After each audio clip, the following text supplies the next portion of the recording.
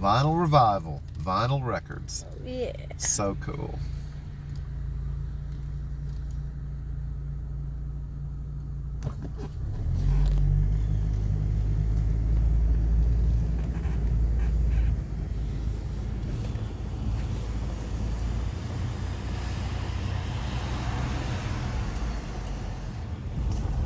Let's go.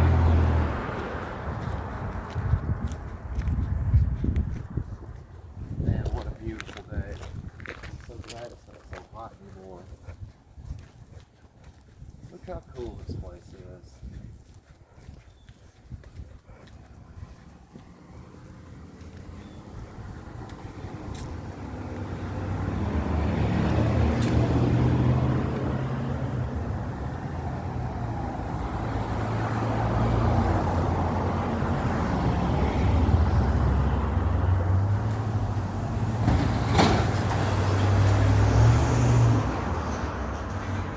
Y'all ready? Let's go inside.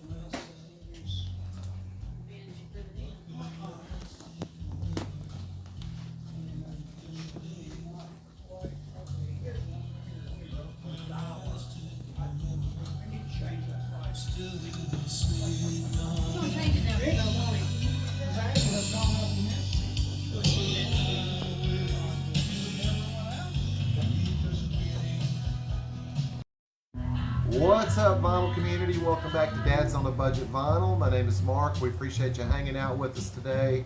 It's a special day here in North Alabama. First of all, it's beautiful weather. Second of all, we're at one of the coolest little record stores I've ever been in my life. We're here with owner-proprietor Keith Montgomery, who's been kind enough to let us sit down and have a little chat with him about some records. Keith, thanks for letting us be here. So, as you saw from the little video that we took coming in, this place is just so cool, Keith. I mean, it's got just a killer vibe, man. You would think that you would need to be in Seattle or Athens, Georgia, or somewhere like that to find a cool place like this. How long have you been here? I started when COVID launched itself into the community. Okay. It's been 2020? Yeah, 2020. May, spring of 2020. Yeah. Yeah. So were you a vinyl lover all along? I mean, Well, yeah. You know, I had records like everybody else. You know, Pink Floyd and all that stuff. Yeah. The Beatles, everything. Yeah. And my sisters turned me on to music, records. You know. Yeah. Who would it have been? A lot of soul, R&B. Yeah. We grew up with the radio. in Yeah. our house, you know. Yeah. I mean, we didn't have TVs. We Right. had radios. Yeah. So music was, you know, always there. Yeah. It's funny, you know, how I can hear an old song and I can remember all the lyrics will all just come flooding back. Yeah. And it may be something I haven't thought about in 50 years.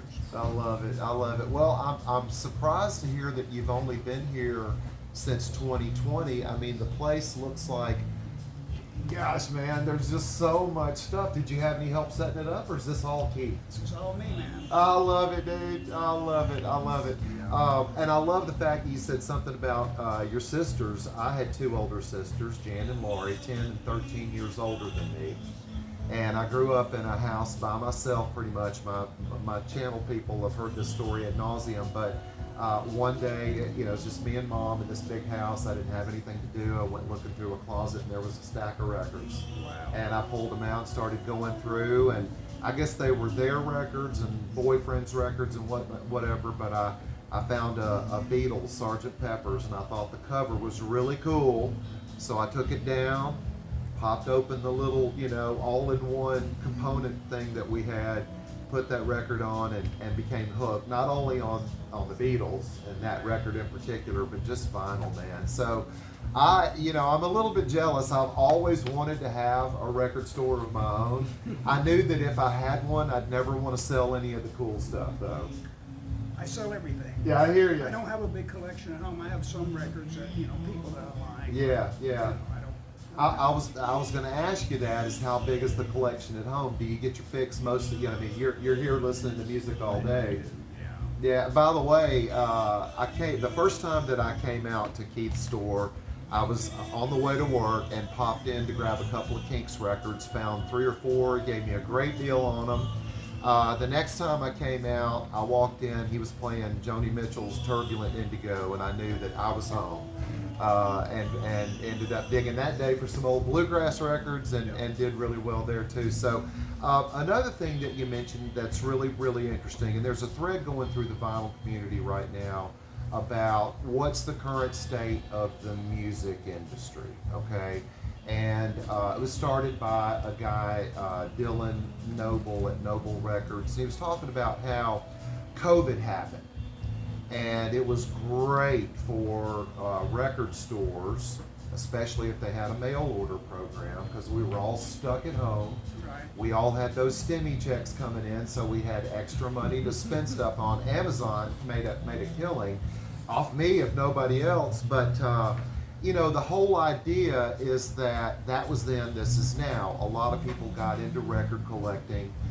They purchased 100 or a couple of hundred records, and now they're kind of over it and wanting to dump those records. And these guys are talking about how they get inundated with phone calls about people wanting to sell their collection, and how it's not really a whole lot of fun like it used to be, because in going through this collection, they're finding a bunch of reissues and a bunch of reprints, stuff that people purchased at Walmart or from Amazon, doesn't have a whole lot of resale value. Or they're finding like Rumors or Dark Side of the Moon for the 100 millionth time or whatever. Since you kind of opened up around that time, how do you see things kind of where they are right now? Has any of that affected you and your business? I deal mostly in old records. Yeah. I don't delve too much into new of anything, new artists. Yeah. So I'm a little limited in my scope. Okay. But I think I hit the core of where all the good music is. Yeah. Which would be 60s, 70s, and new 80s. Absolutely. And I'm right there with you. Well, I love, in a spot this small that you've got this much stuff, and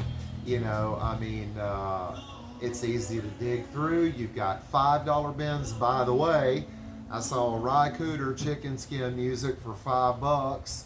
I saw a Traffic John Mark Barleycorn Must Die for $5. If you're in West Georgia, East Mississippi, Southern Tennessee, or anywhere in Alabama, this place is worth your drive, okay? It's really cool. You can dig deep, and you can probably dig for days. Bluegrass, I found a ton of it. Like Keith said, 60s, 70s, 80s, mostly older records, but he goes pretty easy on the pricing and pretty easy on the pocketbook. So, Keith, I appreciate you being here, man, or I appreciate you letting me be here. You're always here. Now, you're open Thursday, Friday, Saturday, 11 to 6. Do you stay pretty busy? Do you have a... Yeah, the place seems to kind of run its own. Yeah. It's just kind of, no matter what I do or how little I do, it just seems to kind of kind of do its thing. JoJo and I were in the car in the truck on the way out here, and I was talking about different questions I could ask you. I asked him if he had an idea for one, and he did. JoJo wanted to know, what was the very first record you bought? Do you remember back that far? I have a hard time remembering back that far. Black Sabbath, Paranoid. Yeah, Iron That Man. I called my record. Yeah. Before that, it was soul R&B, Al Green. Yeah. That kind of stuff. That's what my sisters listen to, which I still love Al Green. I still love Al Green. Let's Stay Yeah, Together is a Sabbath, perfect Paranoid. record. I wore that one out and bought another copy. I love it. How many times have we done that, right? So, how long? I mean, what do you see in the future, man? You plan on doing this for as long as you can, or what's up? I wonder when the shoe will drop, but so far it's just kind of so far so good. I love it. Well, vinyl community, you got it straight from the horse's mouth there. Vinyl Revival, Athens, Alabama. Come and take a peek. Bring some cash, buy some records. We appreciate you hanging out with us today. Keith, thanks again for having us. Thanks for having me. We'll see you guys next time.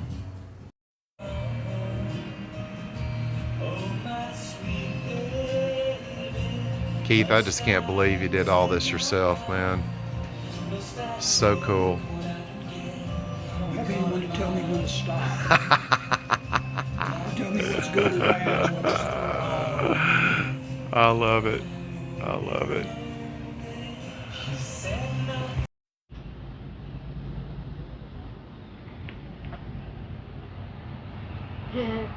This door now identifies as a wall.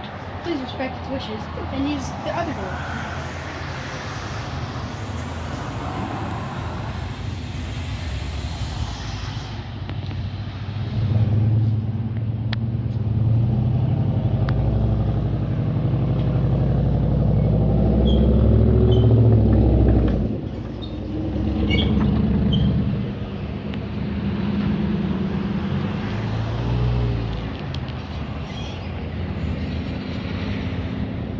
Chuck, Mark Knopfler, Eddie, Jimmy, Stevie.